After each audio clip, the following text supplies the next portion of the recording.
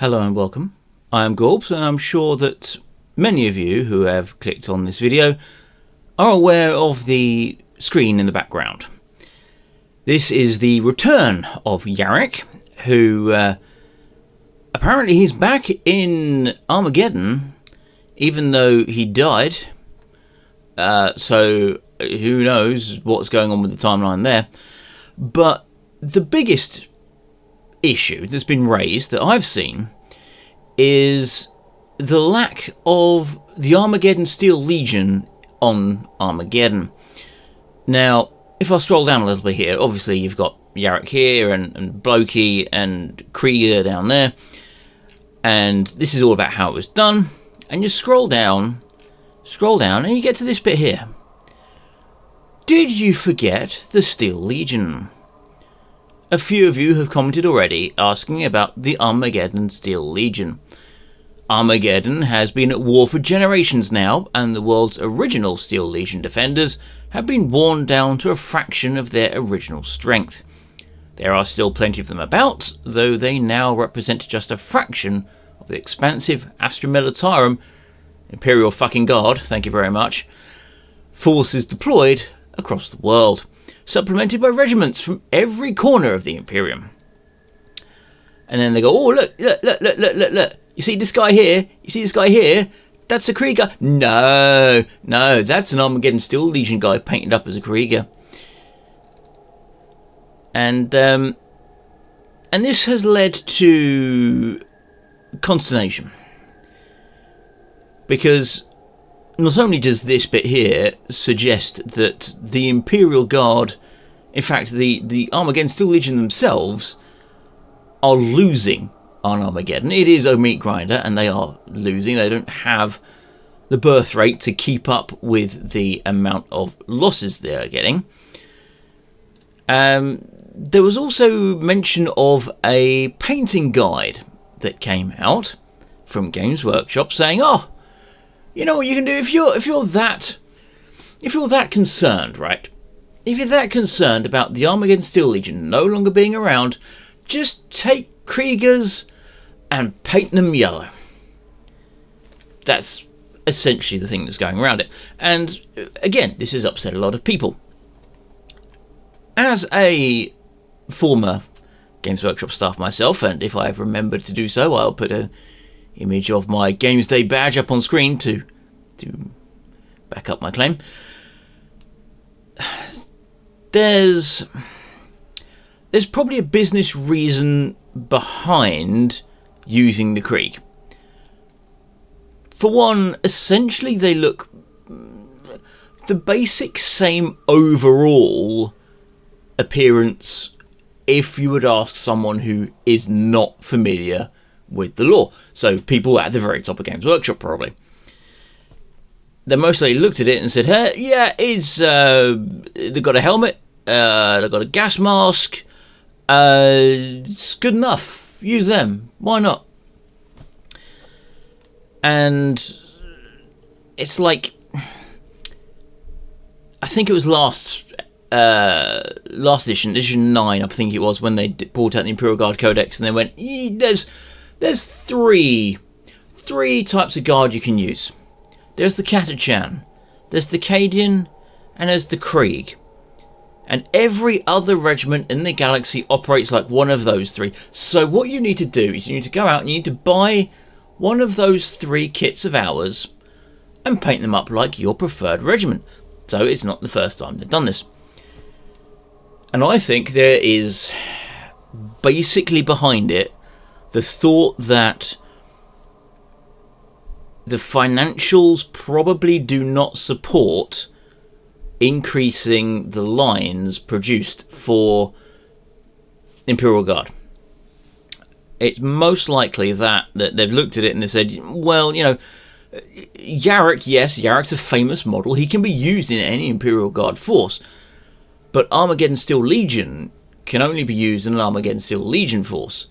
And if we start producing Armageddon Steel Legion units, they're not going to be distinctive enough from the other base infantry and vehicles to warrant an entire line being given to them. And most likely said, yes, look at it like this, and you go, you've got Cadians who we've been told time and time again are basically the default. Cadians got so good that everybody else started copying them in their kit and the way they operate, and so Cadians are everybody.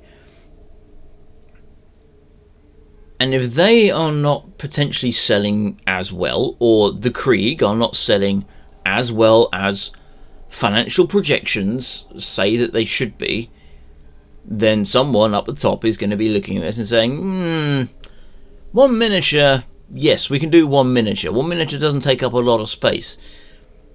But a box of 10 infantry in basically like this, as you can see, in greatcoats with gas masks and helmets on.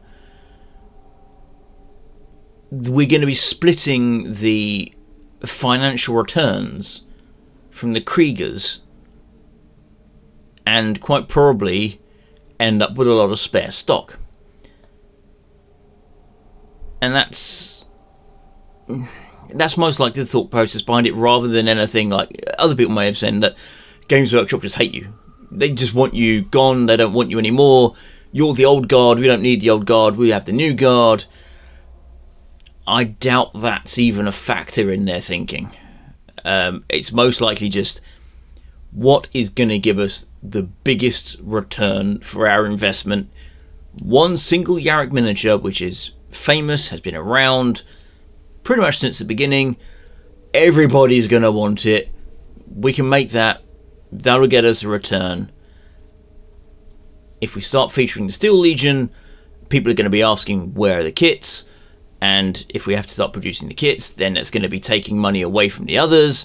It's not going to bring in an additional group, because everybody who's already playing Games Workshop is not going to look at it and go, well, I would play Warhammer 40k if they had the Steel Legion in them, but because you haven't got the Steel Legion, I'm not going to play. That's most likely not entered into their thinking. So that's my take on the whole situation is, are they still there? They're still on Armageddon. It's a fucking piece of stupid lore. They've just said, oh, they're getting wiped out. They're still around, but they're pretty much dead. It's fucking stupid. But technically they are there, and they want you to buy their existing kits and just pretend, essentially. Now, there have been other people who have said, oh, back in the day, like with this, you had one miniature painted up like a Krieger when it was a Steel Legionnaire, and oh, woe betide you, you're going to have to go and do the same in reverse. The problem with that is that when this was produced, the Krieg didn't exist as a miniature line, and the Armageddon Steel Legion did. And Games Workshop are basically saying, hey, we're saying now, all those miniatures we produce, all those metal miniatures we used to produce, that we haven't produced in, gosh, nigh on 15 years now.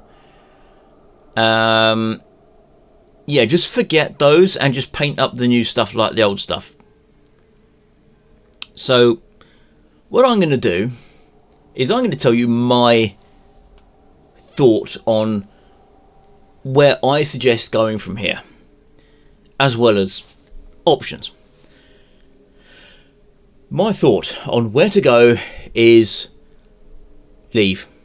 Just leave Games Workshop. Don't buy their shit. If you don't like what they've done, don't give them the money.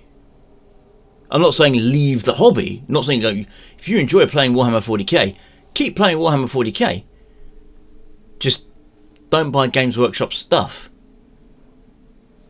And to help with not buying Games Workshop stuff, we have some examples. For example, here. Soldiers of Humankind's Megapolis Line Infantry Squad. Do these not look, an awful lot like a certain Steel Legionnaire? The option is there. You go to, well, I could paint up Kriegers, or I can go to, this is my mini factory, which means you just get the STL, you don't actually get the printouts, you have to go to somebody else to get the printouts. The quality on that looks to me to be very good. And you see, a couple there, you got a Vox guy, you got standard guns, you got a pistol, you got a chainsword.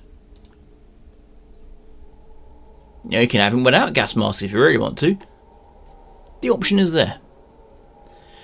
But perhaps, you know, perhaps this whole thing has gotten you a little bit nostalgic, and you weren't ever a big Steel Legionnaire fan, but it's kind of reminded you, hey, yeah, my favourite regiment no longer exists, hasn't existed. What about me? I don't really want to go the whole route of getting Cadians and painting them up as my one. Well, how about going over to Wargames Atlantic? For example, these are guys I use a lot, by the way. Do you remember the Praetorians? Praetorians. The Bulldogs. You can have them with the pith helmets. Red, blue uniforms, the rifles. Look, he's even got a cup of tea. Do it. Bulldogs. There you go. Maybe you want some conscripts. Want a bunch of conscripts for your forces? Wargames Atlantic. Cannon fodder. There you go. Conscripts. Plastic. Look at that gun. Give it a little bit of snip across there. Maybe cut the bayonet off if you want. Switch the barrel around. Looks an awful lot like a las gun to me. Perhaps you think, okay, you know, that's all well and good, but what about auxiliaries? Sneak feet. Rattling snipers. Job done. There you go. In plastic. Alright. What about Ogrins? Sure, they're not, you know, exactly the same, but ogres, Landsnecht ogres, from Wargames Atlantic once again. Ripper guns, armour plating. You have to paint them up in that style. It's an option. Over with Red Makers. Elysian drop troops, anybody? Want to get yourself Elysian Command Squad and some Elysian Troopers? Red Makers. Perhaps you're a fan of the guys from the cold. Ice Warriors. Also from Red Makers. Again, they're distinctive enough, but you get the idea. They've got the Ushanka, they've got the greatcoats, got the rifles,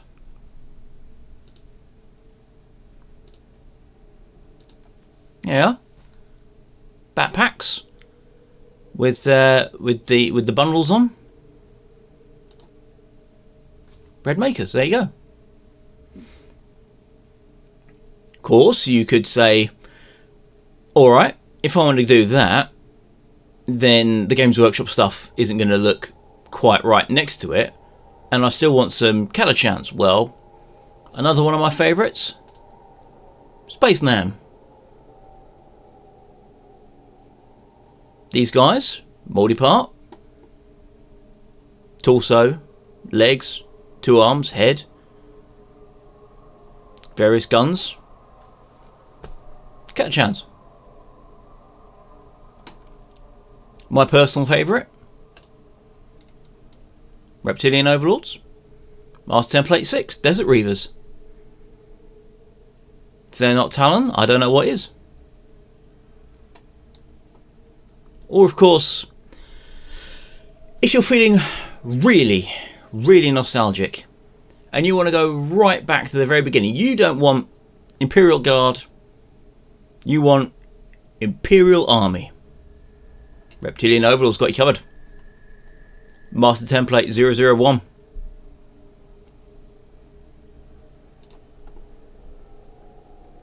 About as close as you're going to get to the original helmets. Standard las pistol, las rifle, flare gun. There are options out there. Don't have to be a slave to Games Workshop's economy. If you like the Guard, if you like the diversity that they had, with each world having its own variant, sure, there's not as many out there that you can get kits of because Games Workshop didn't produce them, but there are places to go. Heck, if you want Beastmen, you want Guard Beastmen, go to Victoria Miniatures. They're a bit expensive. They got Guard Beastmen. Anyway, that's all from me. Thank you for listening to my ramble. Have a good night.